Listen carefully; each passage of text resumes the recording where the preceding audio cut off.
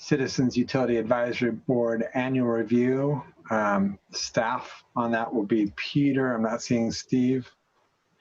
And then I think we've got a couple of the board members, including the chair, Joel Bergman. So take it away, Peter. Thank you, Mayor Gamba and Council. I'm Peter Pastorelli, the Public Works Director, and this evening or this afternoon, we'll be giving a presentation on, or giving an update on the CUAB. And let me share the screen here. Figure this out real quick. With us tonight, we have our chair, Joel Bergman, and Jake Stetson. And I'm also expecting Ed Simmons to show up as well. So.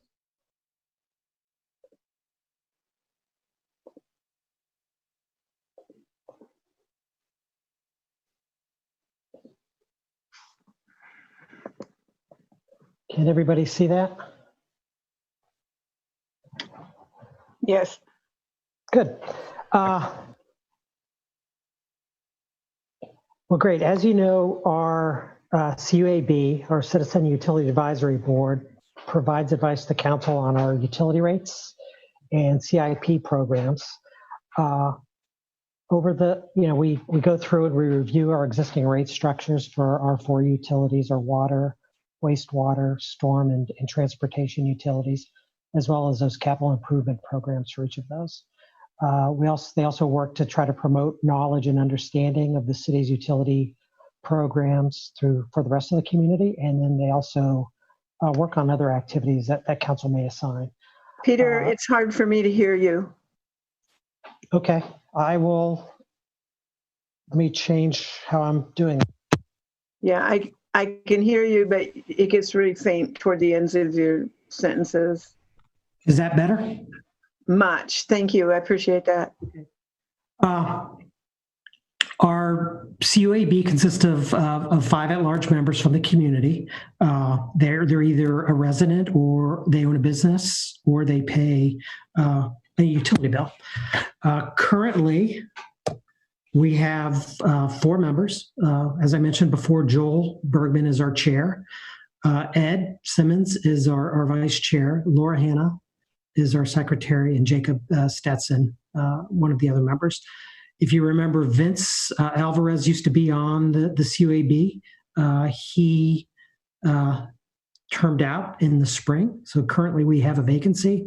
I believe we have 2 applications. I think we received another application today, and we had an application that we received in the late summer. So hopefully we'll get ready to do some interviews to fill that vacancy that we have right now in the CUAB.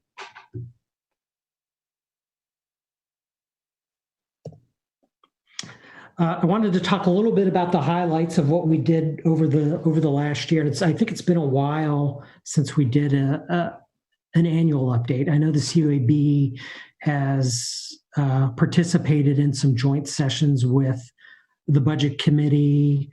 I think last summer, or last September of 2019, as well as during the budget process in the spring, to talk about the budget. But what we focused on over the last 18 months really was a couple things. One was working with Public Works and Engineering and reviewing the CIP as we prepared the budget. We spent a lot of time talking about the projects that were part of the CIP, the proposed CIP, when we were developing the budget, and helping to work to help prioritize those projects as well.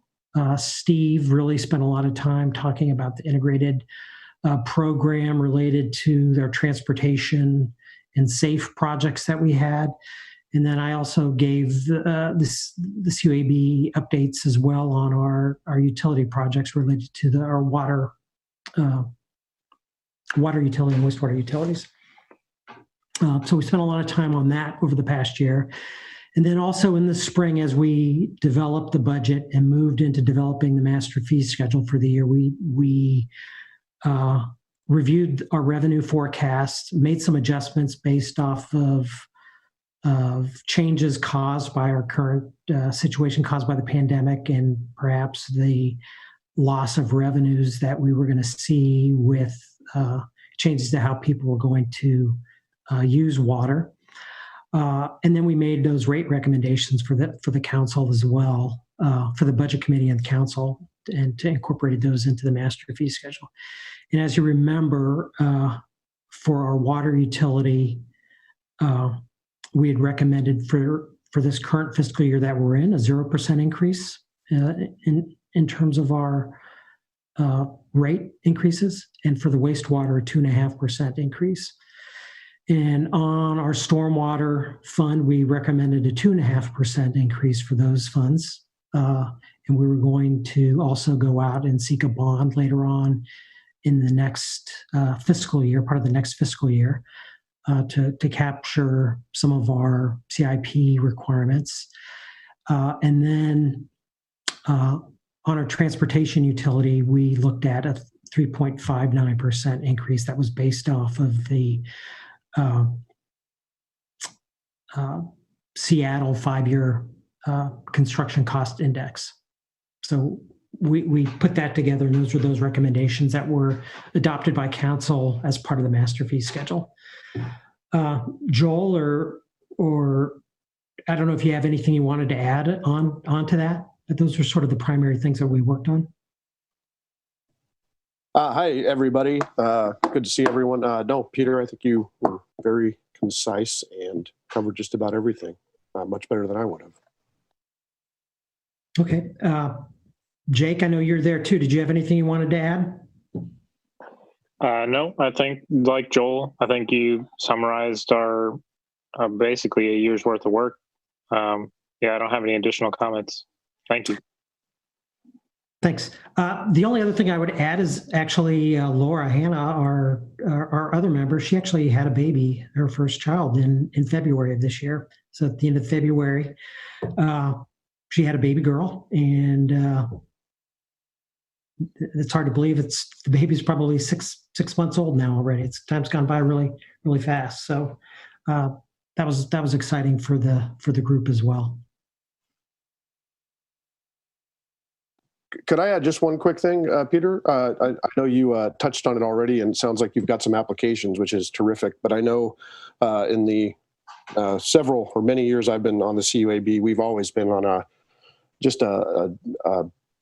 barely a quorum with our membership. I know as a board would really appreciate whatever the city can do to kind of bolster recruitment. I know we've always kind of kidded that CUAB is not the sexiest of boards, but it's definitely one that has always kind of struggled with recruitment. So hopefully we'll get some good candidates coming, but we do appreciate your work. Thanks, Joel. I wanted to talk a little bit about our upcoming work plan for the next year. So I think two things that we have are going to have a large focus on relate to our master plans that we're working on for our water and wastewater utilities. Currently, those master plans are in development. The consultants that are working on them have just finished developing the models for those master plans that tell us if we have where we might have capacity issues in our water and wastewater system. And now they've gone out and they've calibrated those models, and now they're adding demand inputs into those systems related to known and planned development that we know that's occurring. So things like Hillside Manor, the development on Monroe, as well as some of the other developments, Coho Point, and those things. So they're going to add those into the model and figure out if we have where we might have capacity issues. One of the things that we've asked the consultants to work on as part of our master plans is developing the next iteration of our future CIP projects. So on the water side, I've asked them to really look hard at our production and treatment facilities. We've we haven't spent as much, we haven't invested as much as I would have liked to have seen over the last 15 years. So there's some work that we need to do on those facilities. And when I say the production and treatment facilities, those are our wells and the small treatment plants that we have, our lower treatment plant next to the public safety building and the upper treatment plant located at 40th and Harvey. So we're looking hard at those facilities and the well houses to make sure that we've got projects that are investing in improvements on those facilities, as well as the distribution system.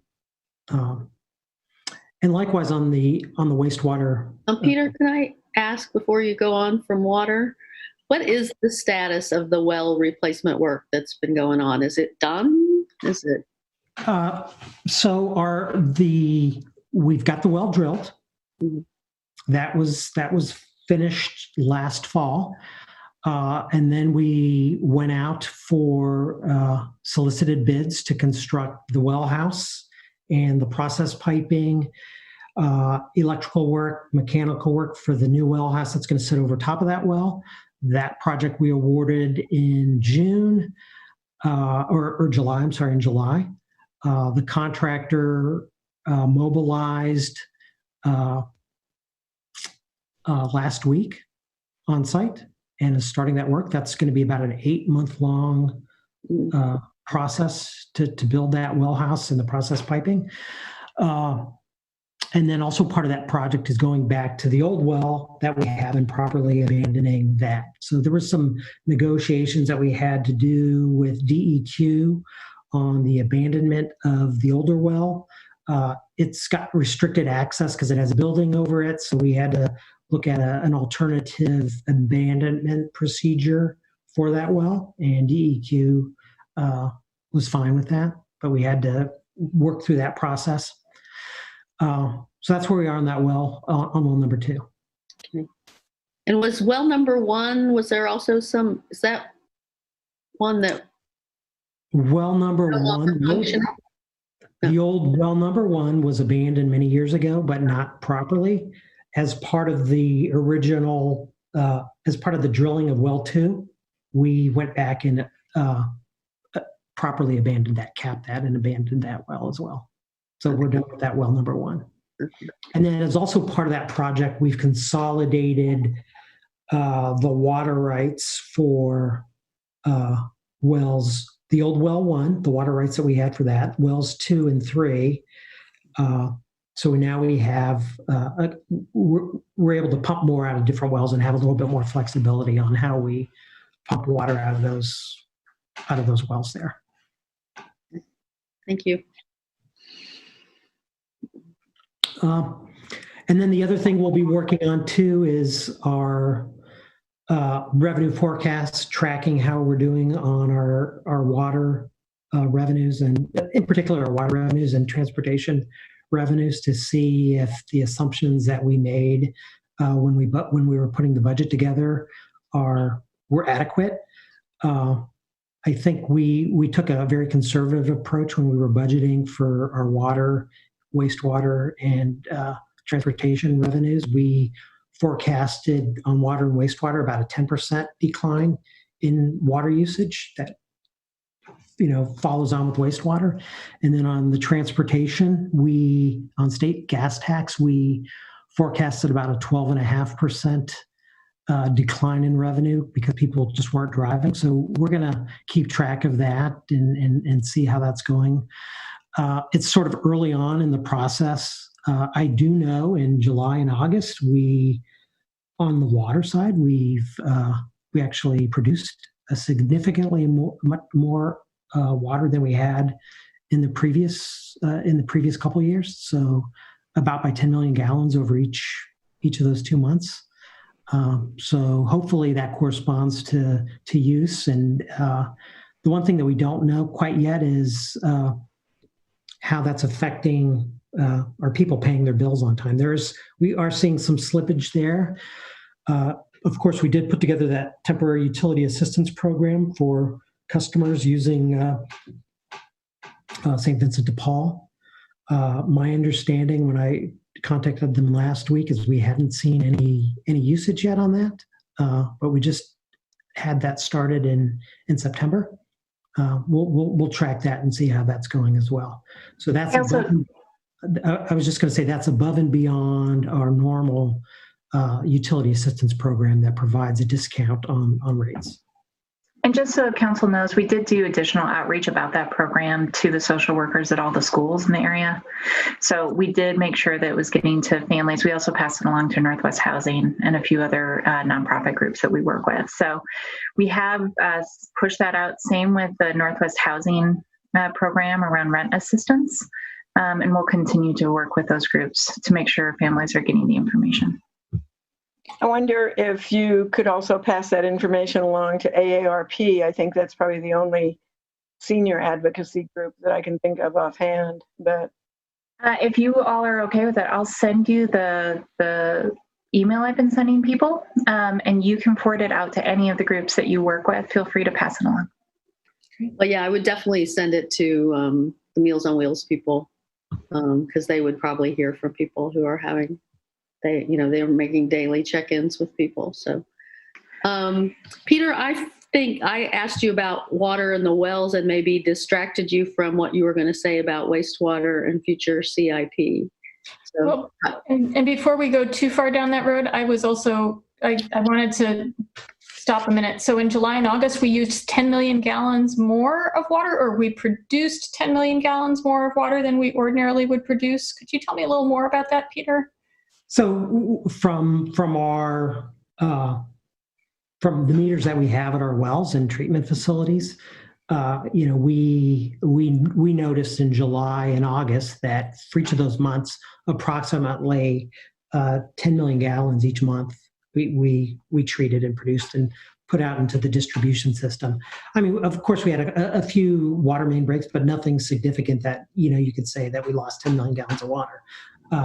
But so we saw an increase in demand from the production side. So that meant somebody's using more water. So, and I have been working with finance. I think Joyce in particular, she's been providing me some data related to the utility usage. But I think she's out currently right now for personal reason, and I haven't got the sort of August and September data yet to review.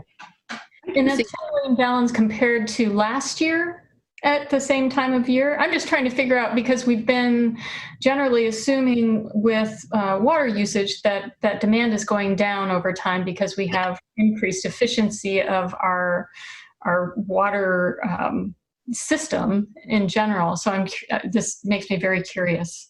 It is over last year. And of course, last year, the summer, I believe, was a little bit cooler than it was this year, and maybe a little bit wetter than it was. I can also see two COVID prompted reasons why we have an uptick. One is more people gardened, more people were planting food.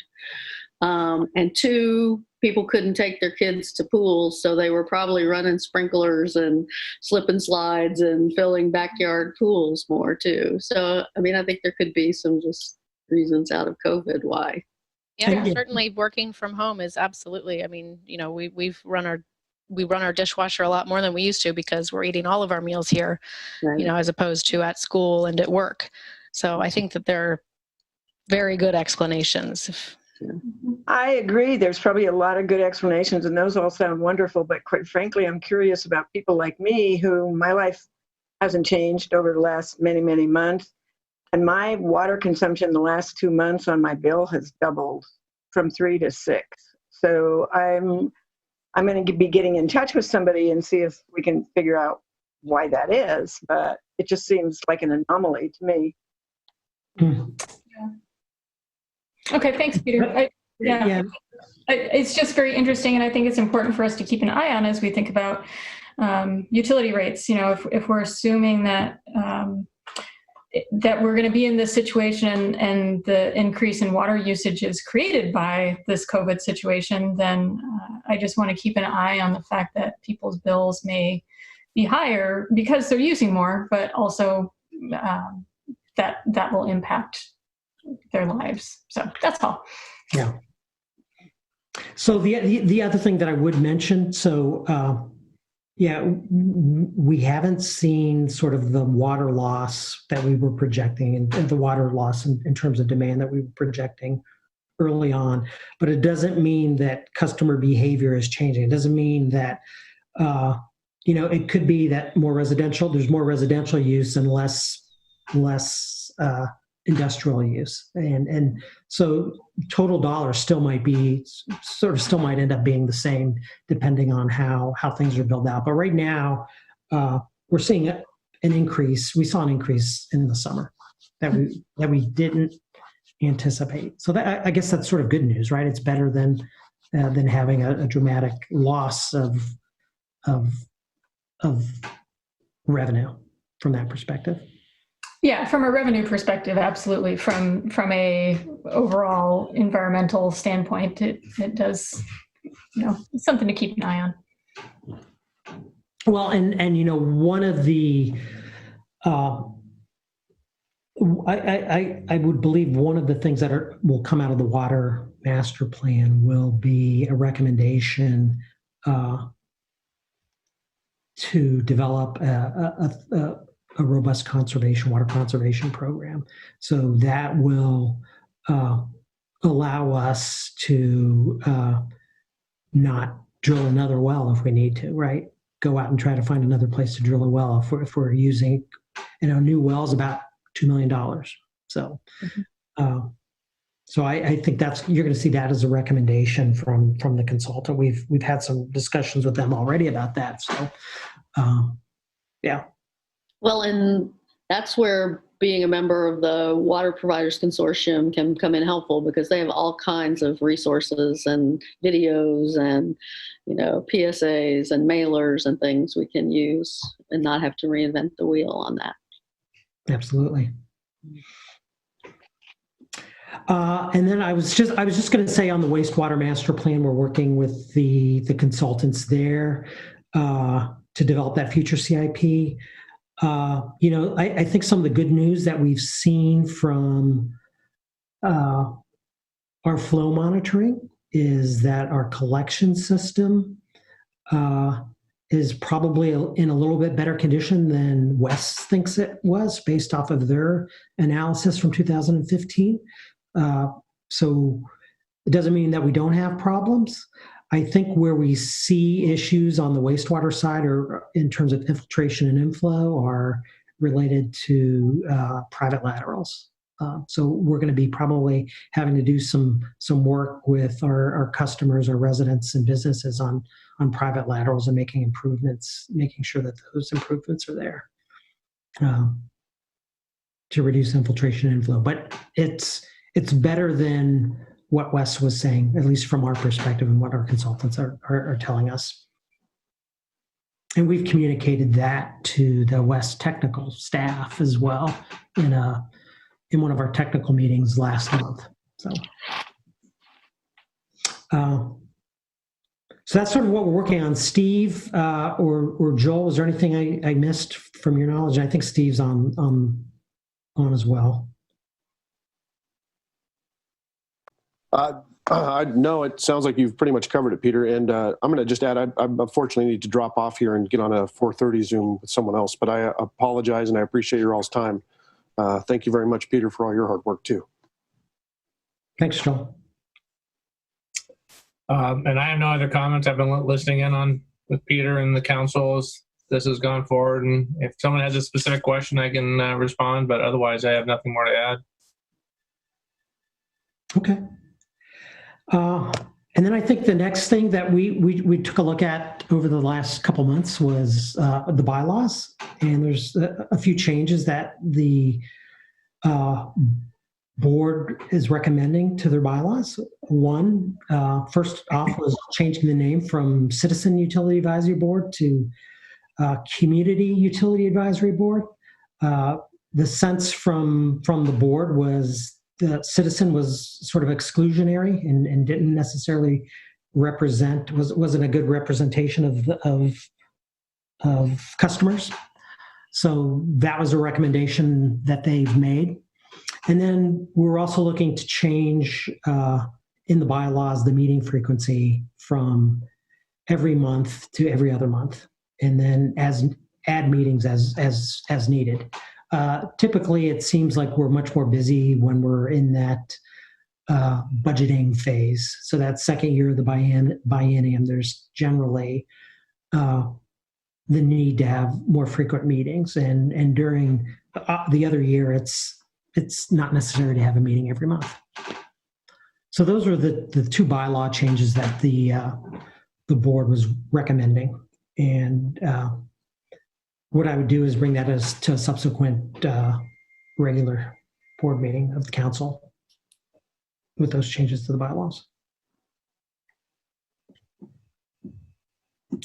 So I thought the name change was great.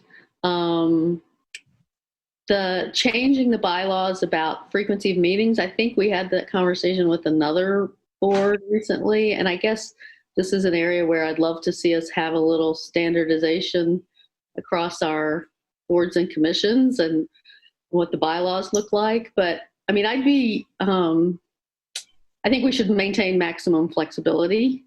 And I don't know if that's saying every other month or it's saying every month, but cancelable by the chair and the staff liaison, or what that is. But I mean, keeping the maximum flexibility for years to come, so that it doesn't have to be revisited. I hear flexibility in what Peter's proposing, which is to make it be every other month and adding meetings as needed. And I think that when you are realistic about what the time commitment is, that might actually help address the issue that the board chair, I think, brought up earlier about the challenge of getting enough people, enough residents to serve on this committee. So if we make it clear that this what the commitment expectations are, and that they might be a little less than every single month, that could actually help us recruit some people, I think, to serve. The draft we got does not say anything about special meetings, I don't think. Yeah, it does. Yeah. That's in there. What says the date and time may be changed by a majority vote. No, it says something about meetings being called. Oh, special meetings. Okay. Yeah. If I might add, during the months that we don't have budget planning, Peter and I struggle to come up with things to talk about, honestly. Right. Yeah. Yeah. Now, we don't need meetings for meeting's sake. That's for sure. Particularly for staff, but everybody's lives, their time matters. So if there's not enough work for 12 meetings and you can get it done in 6, get it done in 6. I think. Yeah, absolutely.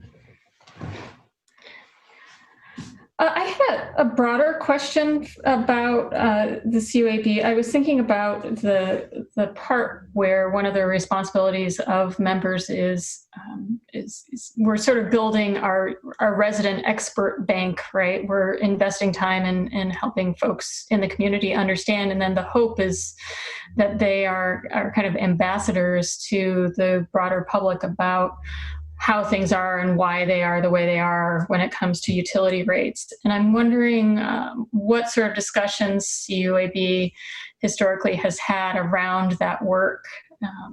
We did spend a good year and a half working on community engagement as a city, and I'm wondering how that focus has trickled down to CUAB, because I do think this is a place where there's a lot of value in having those resident experts.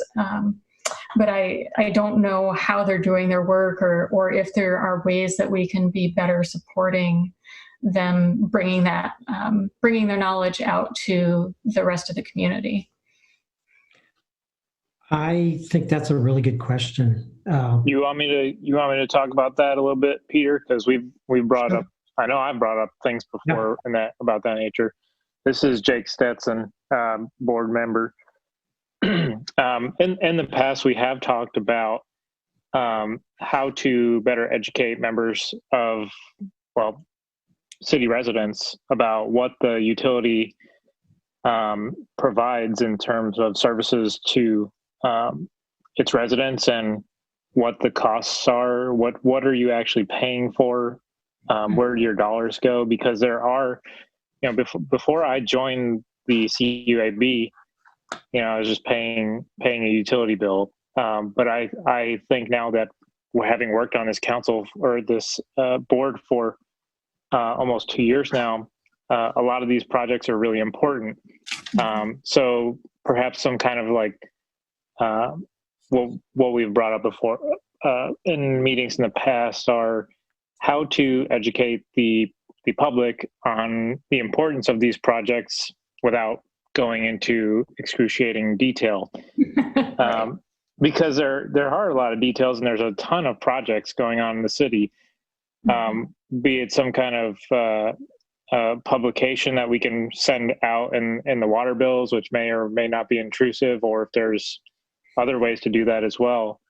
Some kind of small piece of literature was something that we had suggested that might be able to be inserted in along with the utility bill, or have folks posted at the farmers market to hand out pamphlets, obviously when there's lower concern for COVID and that kind of thing.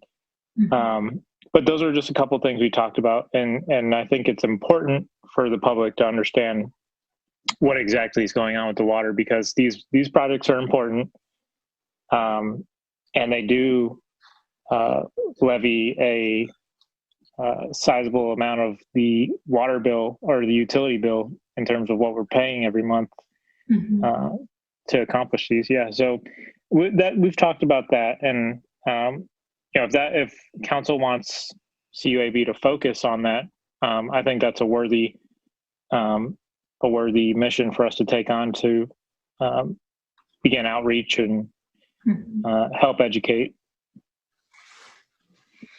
Yeah, it seems like it might be possible. I'm not telling staff how to arrange their lives, but it might be possible to have the outreach coordinator, I forget what her actual title is, meet with CUAB to have that conversation. Yeah, and I absolutely acknowledge that doing outreach is so complicated right now. So I appreciate the thought you all have put into this, Jake. And I think it would be great to do something at the farmers market when we can. So thank you. It's helpful to know that those conversations are taking place. And if there is a way we can support you in having deeper conversations about that and figuring out how to really do that work, I would certainly be interested in supporting you on that. And maybe the mayor's suggestion would be a way to do it. I'm not sure. That's kind of staff's bailiwick to figure out how best to do it. But I mean, hopefully by next summer, not only the farmers market, but like our summer concerts, hopefully we'll have a variety of tabling opportunities. But there's also, just going to NDA meetings. And I think it'd be useful to do that, sort of not when we're in a budget crunch, not when we're in a budget and rate, year, but maybe next year, I think that would be really useful just to be there and let NDA members ask questions and stuff. And yeah, or do something. Jason could put something in the weekly update that goes out to the NDAs, because the number of people who actually attend NDA meetings is very, very small. But the number of people who might read that email, I think, are significantly greater. So that is another outreach tool that's there for folks to say, hey, need help understanding your water utility bill or whatever, call someone on the CUAB. I'm just making things up at this point, so we can move on, but but thank you. Are there any other questions? Certainly, if anybody does have questions related to the CUAB and our utilities, they can get a hold of me or Steve, and I've got our contact information here on this last slide. So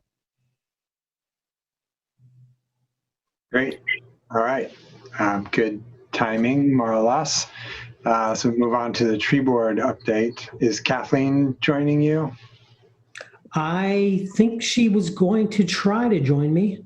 I know John Brown was probably going to try to attend as well. He's in the audience. I'll move him to the panel. Yeah, John. Thanks, guys from the CUAB for coming to the meeting and giving input. It's really helpful to hear from you. Sorry we can't actually see you in person this year. Yeah, thanks, Council and Mayor. Yeah, thank you. Bye. TJ. Okay, I am going to get my other slide here. Bear with me. Okay. Can everybody see that? No. No. Okay. Peter, you said you're looking for Kathleen too. I'll keep an eye out. But Yeah, I need okay. to hold on a minute here.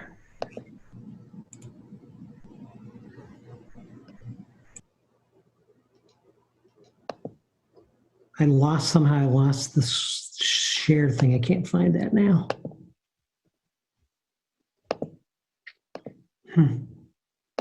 Let me,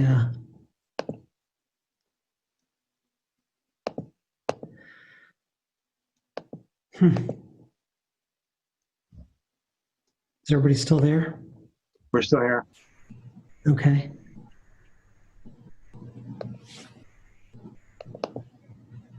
How about now? There you go. Yeah, looks like you got it. All right.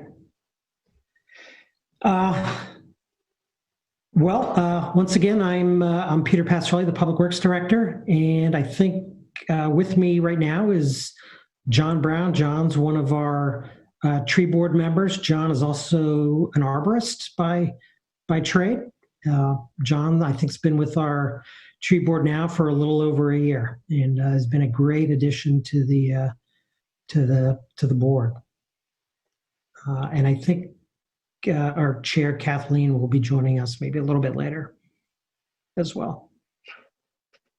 So I wanted to give,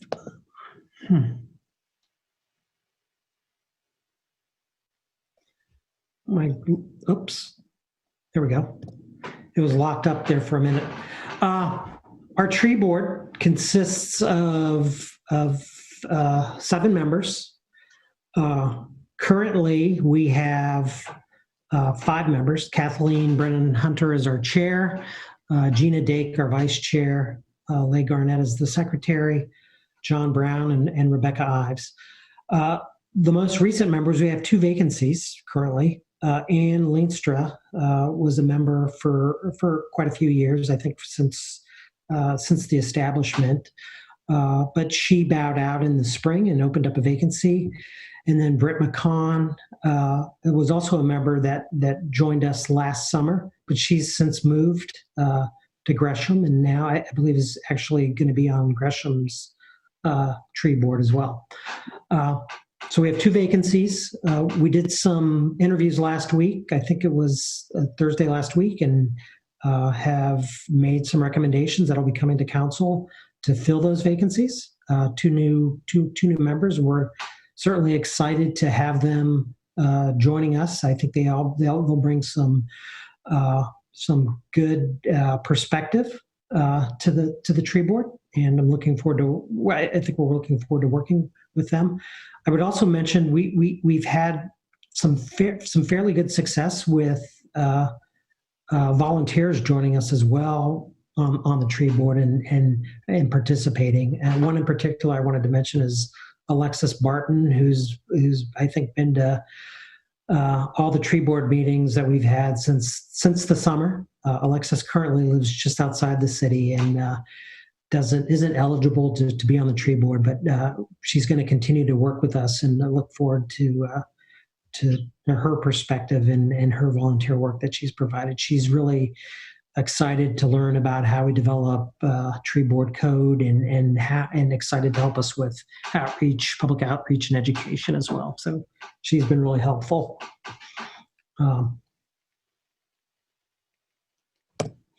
So it's also been about 18 months, I think. I think it was maybe even a little bit longer, February of 2019, where we last did a tree board update of what the tree board has done. So what I've put in here is sort of what we did in 2019. And then also I've got some slides coming up of what's going on in 2020 and then our work plan in 2021. So Arbor Day last year, we moved from the spring to the fall, and we did that on October 19th, 2019. That was the day we ended up planting about 9 trees out of our Johnson Creek Boulevard campus into some rugged, rocky terrain. And we had a small turnout, but it was welcome. The weather wasn't the greatest weather that day. I think we had sunny rain. It was sunny. We had thunderstorms and rain, and it was a mix of weather. But we had a small turnout, and we also had a tree giveaway and some refreshments for the team as well. We were designated a Tree City USA again in 2019. And also a Tree USA Growth Award. And I'll go a little bit over some of the statistics coming up there. We adopted an urban forest management plan in March of 2019. We also had a Friends of Tree event in April of 2019 that planted both street trees and trees in yards. And we had a really good turnout for that. And then we also spent some time updating our website, our urban forest website. So 2020 or 2019 Tree City USA, I wanted to talk a little bit about the statistics there, the dollars, and how it sort of compares over the previous years. And as you can see, our program's grown. A lot of it's just making sure we're capturing the data from the right place. I think early on, a few of those early years, we weren't necessarily capturing all the data that we could to show the Arbor Day Society that this is how the city's prioritizing it and spending its resources on tree-related items. Certainly, we are also growing those programs as well. But in 2019, we were able to demonstrate that we're spending about $10.42 per capita on tree-related items. There's about $63,000 in tree planting and initial care. That includes tree planting that Public Works does. It also includes trees that are part of our public improvement projects, the capital improvement projects that we're putting in place, as well as tree care and maintenance activities, and some of the removal activities related to those public improvement projects. And then there's some of the maintenance and removal. Those are specifically related to Public Works related items.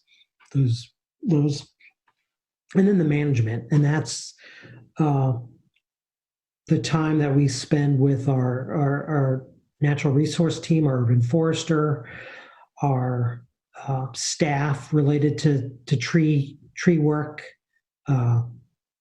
as well as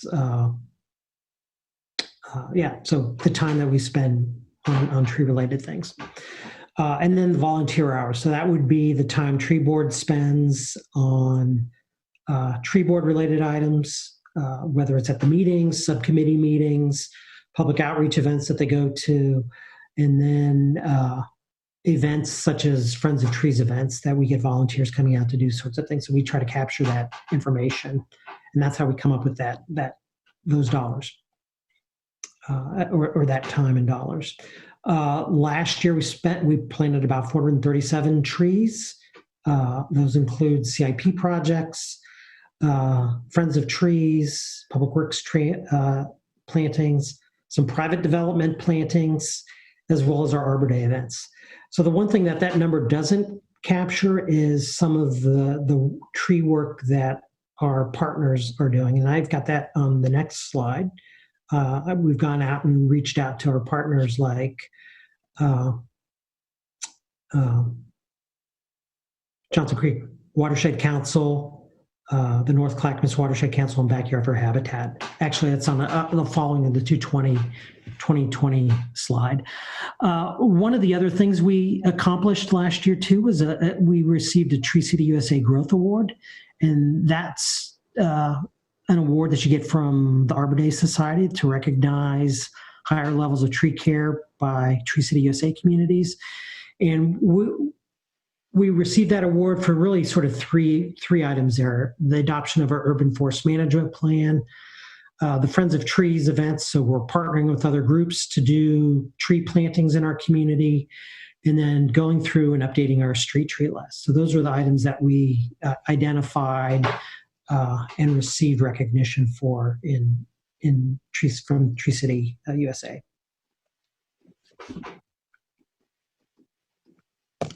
And then I wanted to talk a little bit about 2020, the ongoing projects that we have going on right now.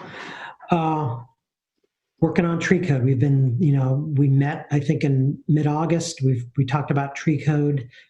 We've got an update that we're coming back to council to talk about tree code in later on this month, October 20th. And then based off of sort of hopefully final guidance, we're going to bring the public tree code back for adoption in November, the November 17th meeting. Been spending a lot of time on refining that code and making sure that we capture the needs and desires of the community within that code. I wanted to talk a little bit about tree plantings to date. So to date, the city's planted about 178 trees. We still have some trees planned to plant this fall as related to public works plantings.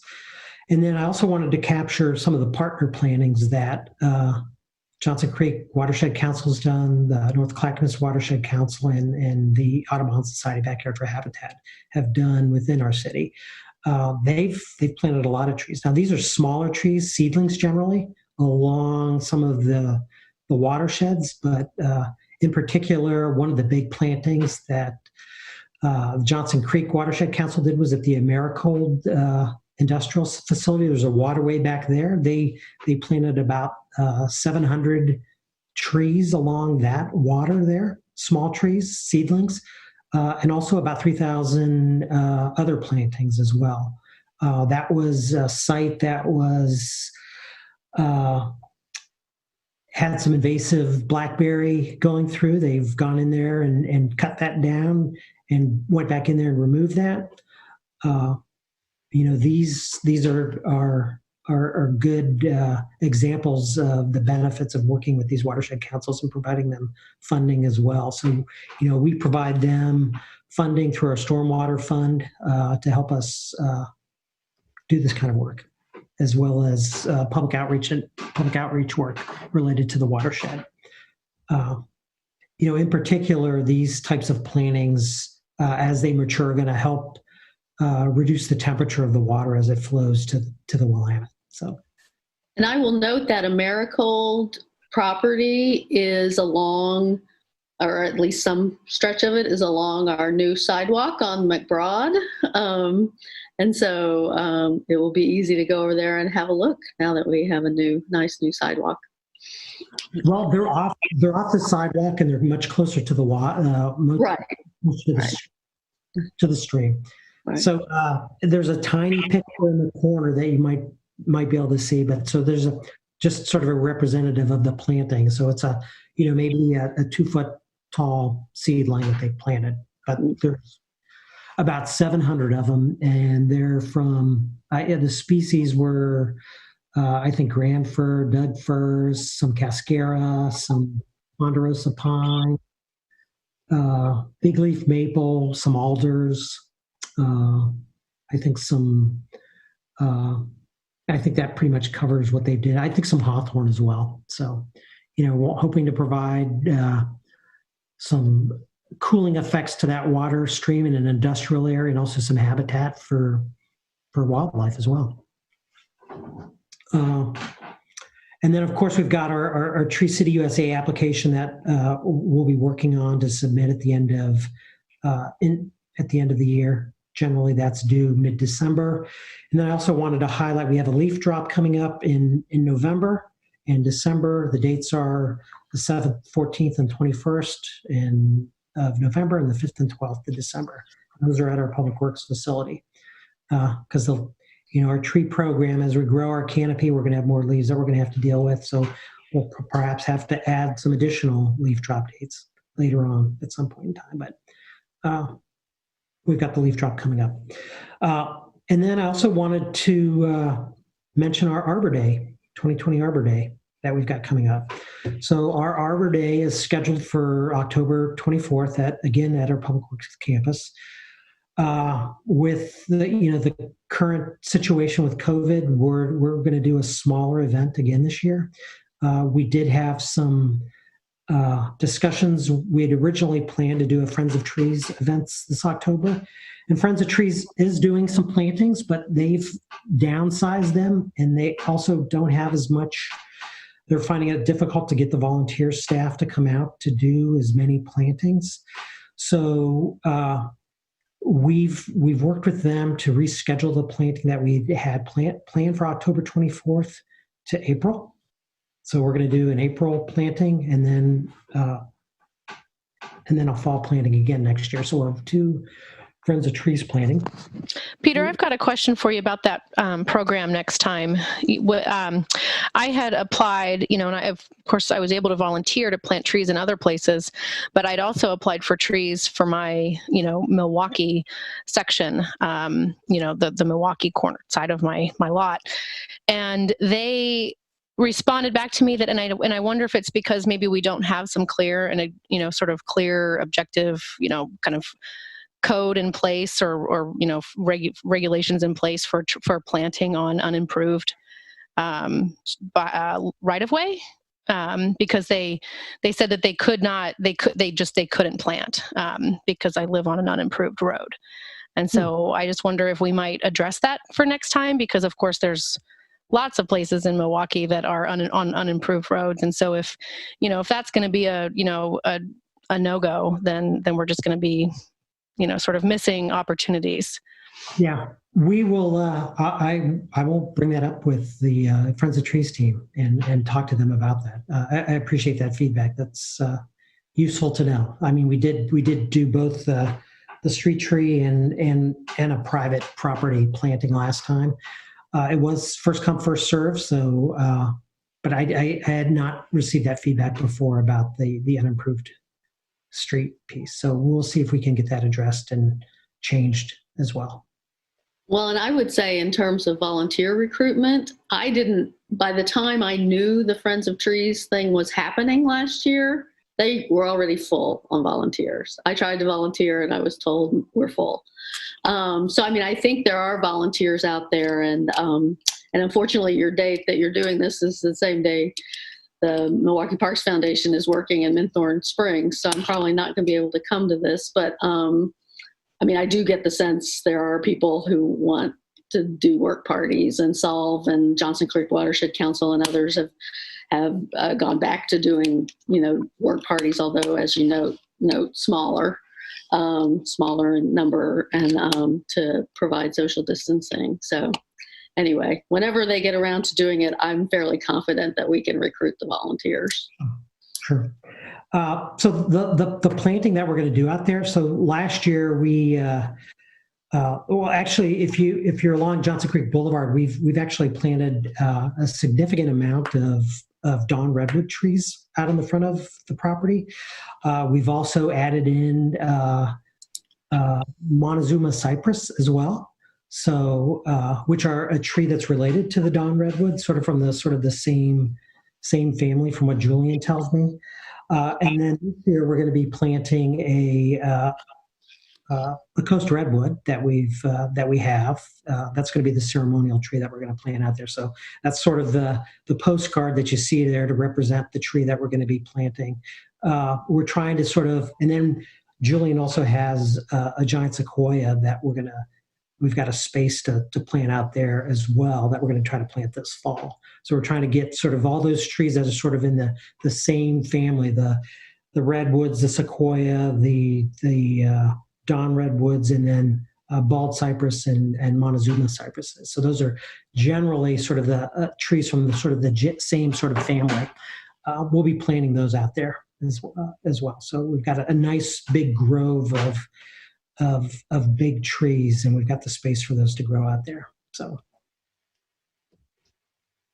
we'll also be doing a tree giveaway. We've got about 120 trees that we're going to give away to people. So members of the community can drop by, and we've got some trees, Jeffrey pine, ponderosa pines, and some giant sequoias as well to give away for planting on private properties. These are small trees. We've got some voodoo donut. We're going to have some voodoo donuts that will be have a special design on them, and then we'll have a small booth for the tree board members and our urban forest to answer any questions related to trees as well. So, trying to keep it a smaller scale project, but we'll be available from 10 to 12 out there.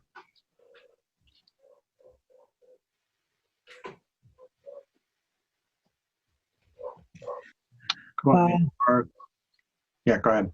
I was going to move on to 2021 and sort of the work plan and what we've got planned going on there.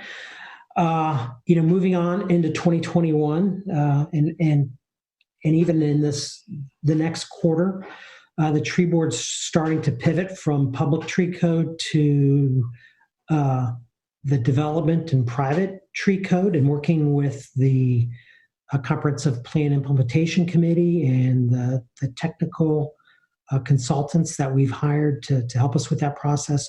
So we're going to be pivoting to that. We had a special meeting last week to talk about that, to develop a game plan from the tree board side on how we want to pivot there.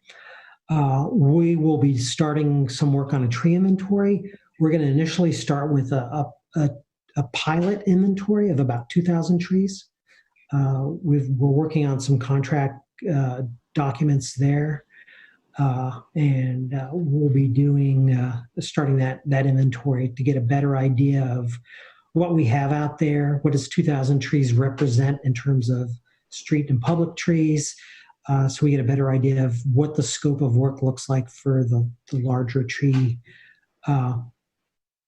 inventory, and if we can do that tree inventory as a volunteer project, or do we need to have consultants doing that? So this pilot will allow us to sort of identify the shortfalls of either process and how to put together the larger inventory. So you've shown us before the mapping or the overhead mapping. What's it called? It's our Branch Out Milwaukee. Branch Out Milwaukee, right. Yeah. So is the tree inventory about taking that, what we know from that, and verifying it and adding more specificity to it? It is to add more specificity. So the canopy tool that we have is based off of LiDAR information, so satellite information. And then it's, that data it goes through a process to determine what the canopy looks like. It's from 2014. We do have some new 2019, or actually 2020 data. No, I take that back. 2019 data, flight data, LiDAR data, that we're looking at trying to update that canopy analytics tool with. That's a process to go through. But yeah, it's being more specific and looking specifically at the street trees and providing that specificity of what type of trees we have, what's the health and condition of the trees, what's the forms of those trees, where are we having problems with trees. So it's going to provide us that sort of information and help us identify areas that where we can make improvements on our urban forest as well. So that that canopy tool provides us the tool to look on private properties, and now we're going to focus specifically on the private, or I'm sorry, the public street trees that we have. That's the inventory. So the tree inventory is about the public trees, not everywhere trees. Okay. Yep. And just, I know I've mentioned this before, but there's the Oak Quest mapping, which mapped oaks.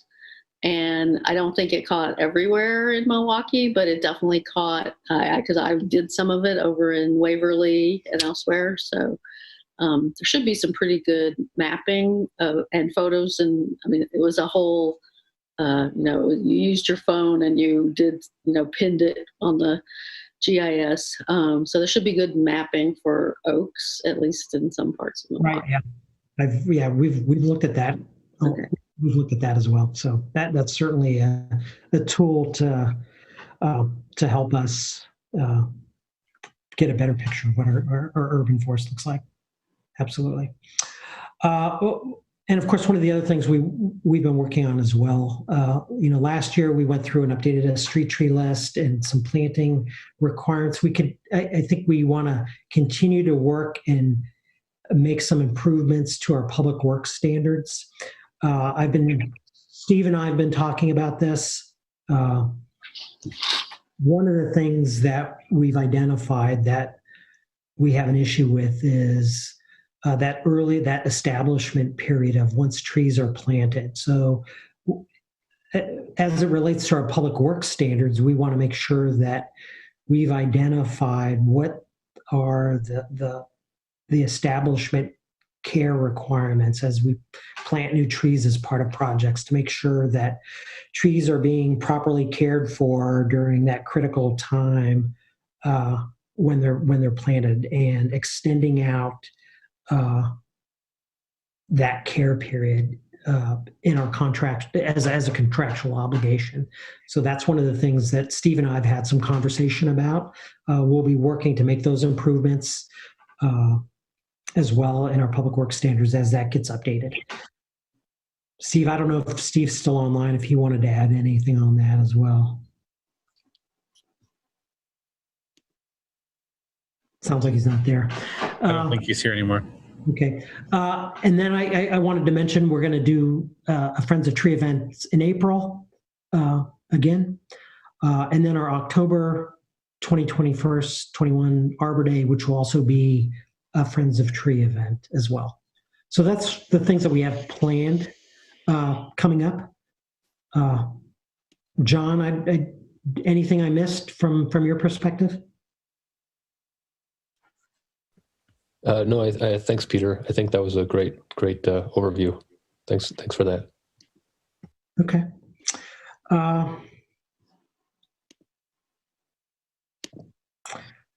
That was pretty much what I had for this evening. So I don't know if there's any questions, but here's my contact information, and we also have a special email set up for people that have questions related to our urban forest, and it's urbanforest@milwaukeeoregon.com. And then we have our website, or milwaukeeoregon.gov urban forest website with the address there as well. So if you have any questions, feel free to shoot them my way, and I'll send them. I'll get them to our urban forest. I should have had Julian's name on there. I forgot. I didn't get it on there. These were the cookies that we had at our Arbor Day event last year. So they were sort of tree-themed cookies. Cool. Tempting people to Arbor Day with cookies. Yeah. Nice. Thank you, Peter, for both of those. Well done. And great work. It's really great to see how much more of a priority the city has been making trees and increasing our canopy over the years. Thank you. All right.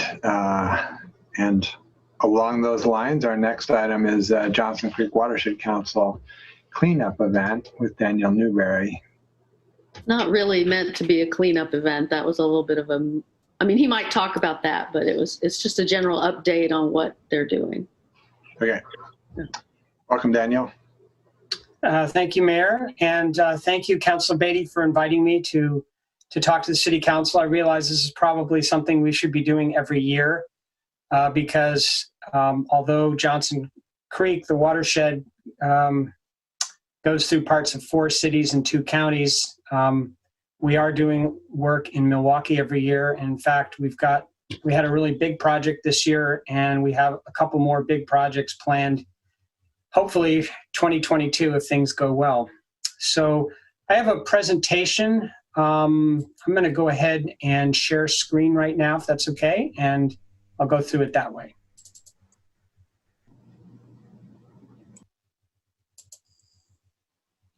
Okay, just check before I keep going. Can everybody see my presentation? Yep. Okay, good. I'm seeing thumbs up. So thank you. The Johnson Creek Watershed Council does a number of different things every year, and what I've done is put together just a presentation on what we've done in the last 12 months. So let's start off. Back in March 7th, this was before the world changed in so many different ways, and we were able to do our annual watershed-wide event.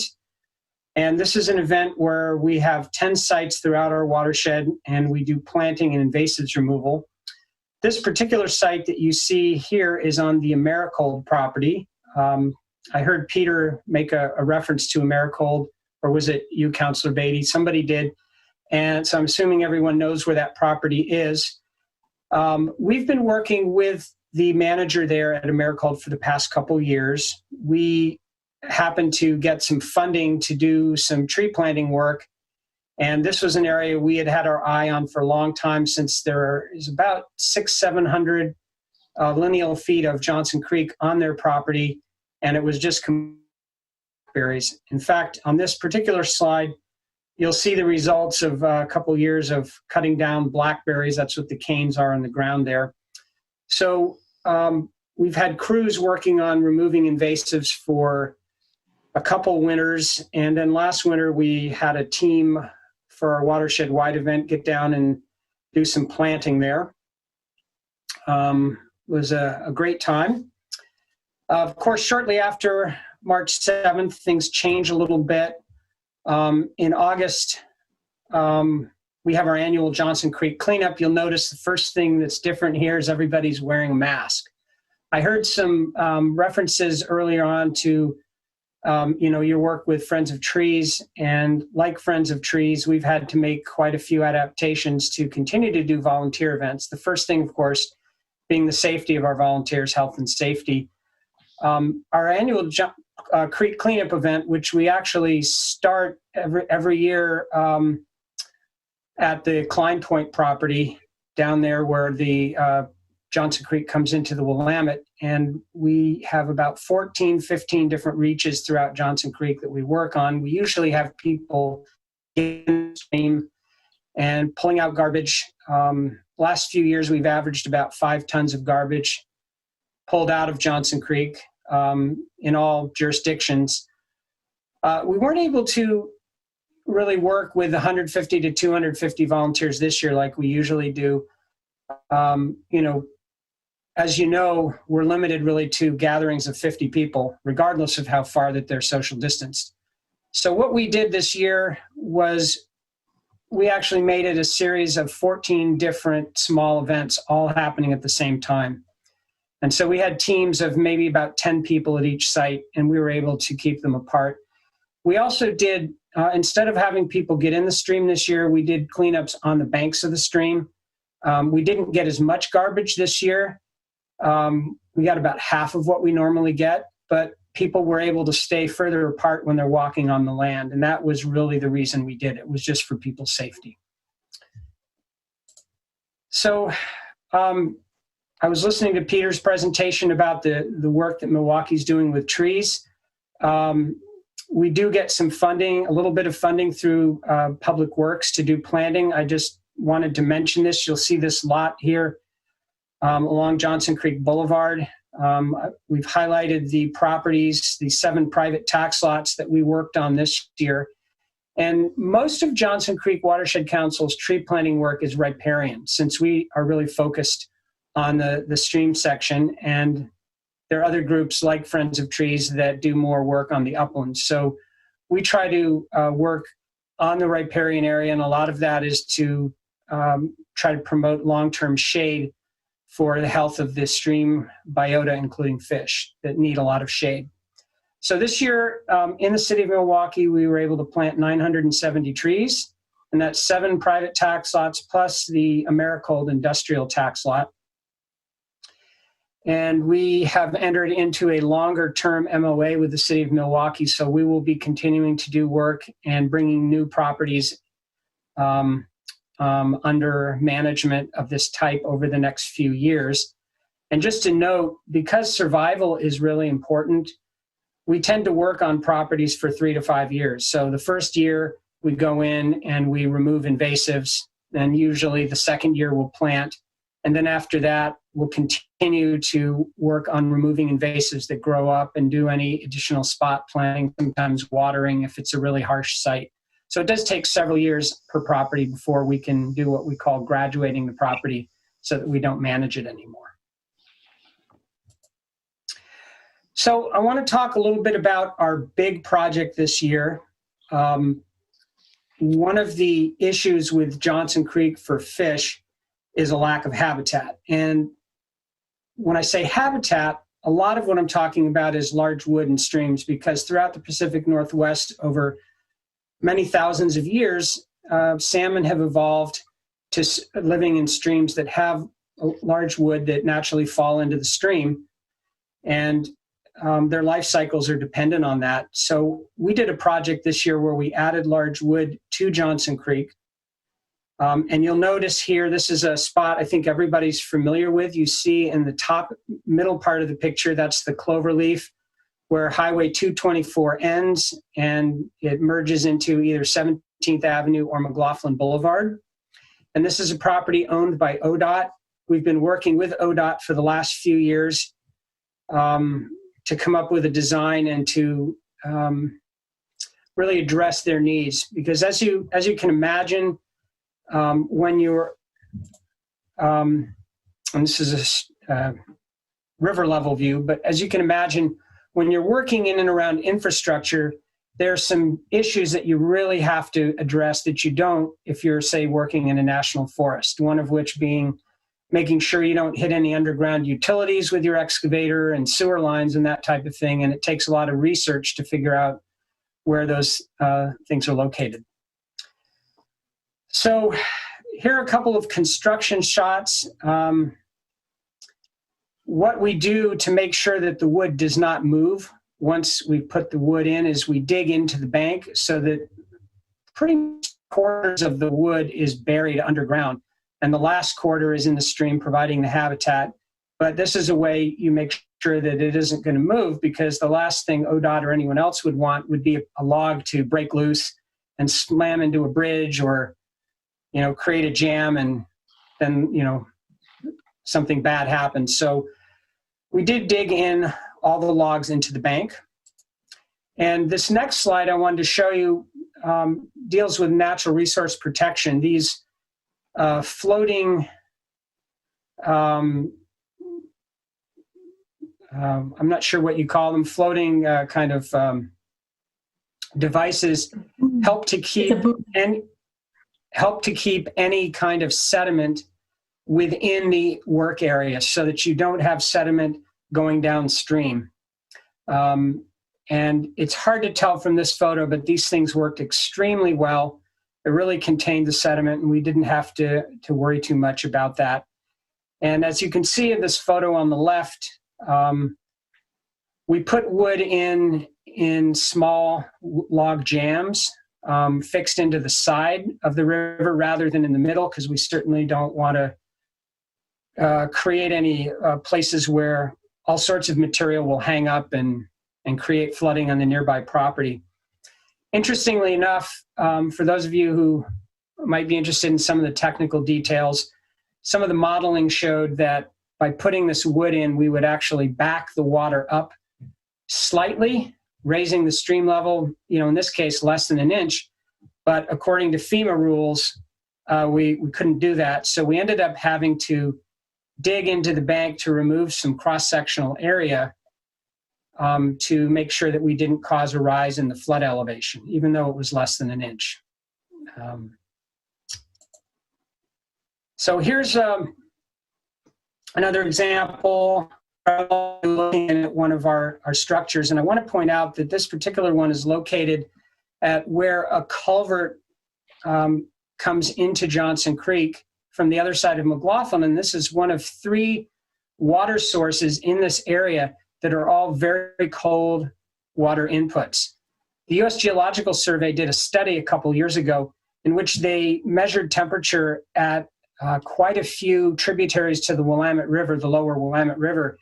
And interestingly enough, they found that Johnson Creek was colder than the Molalla River. It was colder than the Clackamas River, which means that the potential habitat in Johnson Creek at the mouth really has some advantages over a lot of the other creeks in the area, which is one of the reasons why we're so excited to be able to provide habitat, because they have the cold water, and now we're able to provide the physical habitat. I think all of you probably remember back in the summer of 2015, there was a really, really hot period of time, and thousands of Chinook salmon and coho salmon in the Willamette River died. And quite a few of these actually came up Johnson Creek, and we had carcasses in Johnson Creek. We had live fish going up as far as Crystal Springs. And to us, that was another indication that, you know, Johnson Creek provides relative cold water habitat. So we're really excited to be able to do this particular project. Yeah, we lost sturgeon in that event. I can remember finding mature sturgeon on the side of the Willamette, dead. Yeah, it was pretty bad. So we had someone with a drone take some photos for us after the project. I think this gives you a little better idea, seeing what it looks like, parts of the stretch. And then if we go back a little further, you can get a better sense in the city of Milwaukee from the layout of the roads here. So that pretty much ends what I would like to talk about today. I do want to point out that we typically have more volunteer events in Milwaukee than just the one at Watershed Wide and some parts of the Johnson Creek cleanup. But like a lot of organizations, for a long time, we really were not able to do volunteer events. I think it really just took a few months for everyone from the government down to nonprofits to figure out what would be a safe and acceptable way to bring volunteers back into public events where they're working together and making that safe. So we do have more events planned. This winter, you can expect that we'll be doing some more in Milwaukee and the rest of the watershed, but that's kind of been what it's been like for the last 6-7 months. I would like to just briefly talk about some things that we have planned for 2022. And we're lining up the funding right now, but some of you may know that in 2011, we did a project at the confluence of Johnson Creek with Willamette River, and we put in 150 pieces of wood. A lot of that was in what's called an apex jam, log jam, which is right at the confluence. And because of the huge vertical change in the water levels during any given year in the Willamette River, sometimes as much as 10 feet, and with all the eddies that creates, a lot of the wood has broken free and is, I don't know, maybe it's in Astoria now or something, but not really a good situation. And of course, the habitat value is not as good as it was in 2011. We've talked with the landowner, Gary Klein, and he's very interested not only in having us prevent any more wood from leaving, but perhaps doing kind of a phase 2 project where we add more wood back, and this time use a different technique, not only for fixing the logs in place, but orienting them in a way that the eddies and the vertical elevation change of the water is not going to put as much stress. Because one of the things that's happened is with all that rising and lowering and moving back and forth, the cables have just been binding back and forth and back and forth, and there's been a little bit of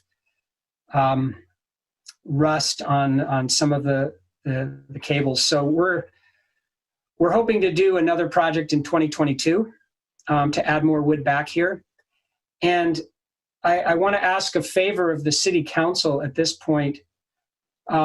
Based on the success that we had with this year's project with the large wood, we would be very interested in talking to the public landowners just below Ochako Street. That would be the OLCC and the Department of Corrections on the other side, to see if they might be interested in allowing us to do another large wood project up there.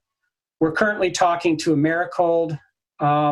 It's a big national corporation, so any project work we do there, it's going to take a long time to negotiate and work on that. But if anyone could help me out with making some introductions to the management in either of those two public sector ownerships, I would be very grateful, because I would love to start talking with them now to see if we could do a project there. So, last slide here. Just wanted to say thank you. Some of you might recognize some of these bandits here. On the edges, the outside, are my coworker Chuck Lobdell. I'm on the right, and in the middle, we have Vera Colias, Mayor Gamba, and Jerry Sun of the does natural resource work in the Public Works Department. Vera and Jer and Beth Bertel, the engineer with Milwaukee, all helped us a lot early on in the project, figuring out the permitting issues and helping us locate underground utilities so that we wouldn't hit any. And I'm grateful that we did not hit anything. So the project went really well, and thank you very much.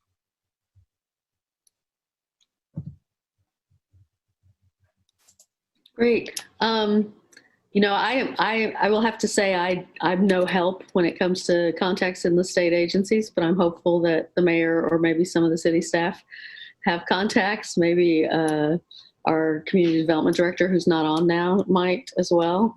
I did just want to point out that 2022 is when Milwaukee Bay Park is expected to be under construction.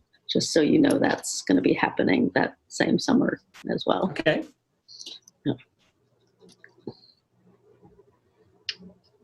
Yeah, I'm not sure if I still have contacts with OLCC or not. I had years ago, so I'll see if they're still there. Great, thank you. That would be wonderful.